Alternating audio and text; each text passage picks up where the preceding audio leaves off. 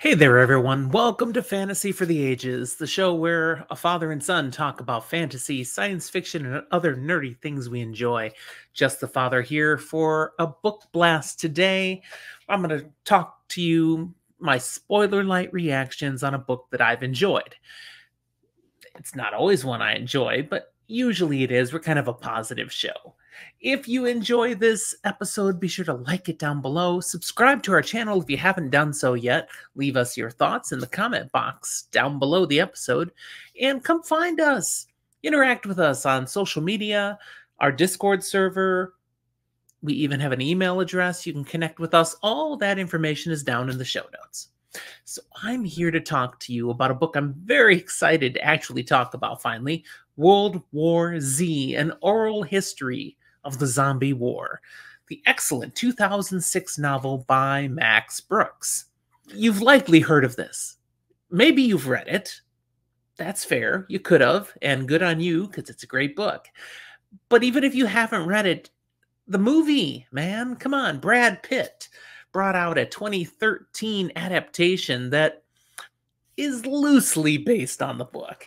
It's actually a pretty good movie, adrenaline churning zombie apocalyptic story, but again, a loose adaptation. And when you read this book, you come to understand that. See, this book, the technique that Max Brooks uses as the author to bring something to life is to create a book that's a series of interviews being done by an agent of the United Nations about a decade after the zombie apocalypse is over. This agent is seeking to understand and get answers of what really happened, what went on, what went wrong through the experiences of survivors of those dark, dark days. And it's fascinating. As the agent works through these interviews, recording people's various experiences, the whole zombie apocalypse is laid out for us. We get the initial signs of some sort of mysterious outbreak, leading to the reactions of various nations and leaders as the world tries to come to grips with what the heck is going on, and finally leading us through many bad decisions, tough circumstances, no-win solutions, and yet still finally a victory. Victory, we'll put that in quotation marks, because at the time of this book being written, there are still millions of zombies all around the world, yet they found a way to move on. That's as close as I get to explaining the plot of this. I don't want to share exactly what all these interviews go on to talk about. I just want to emphasize this is written basically in flashback mode, but not true flashback. They're interviews. So you're talking to survivors.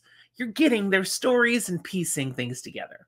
I found that very, very interesting. In fact, this novel fascinated me as to how it presented such a realistic and genuine way that a zombie apocalypse might actually impact the world we live in.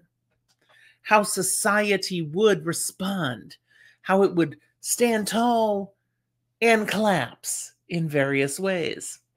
The very fabric of the world has changed in this book because you're 10 years after this. So you get to understand some of the long-term lingering impacts of a ZA.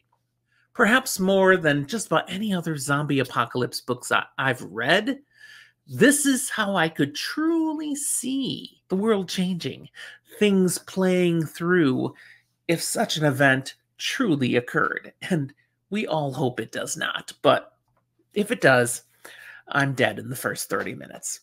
Pretty sure. Don't have the skills. This book, the realism makes it nearly scary. It is horror after all, but at the same time, delightful to experience as a reader. The book reads really super quickly. It's hard to set it down. What could come off as a dry vehicle, because, interviews actually, through Brooks' style of writing, just sucks you in. You need to read and know more about what's going to happen. I understand why they made the choices they did in the movie adaptation, leaning into the action to make it cinematically appealing, but truly, this is one time where I'm not just being an old fogey or a book nerd.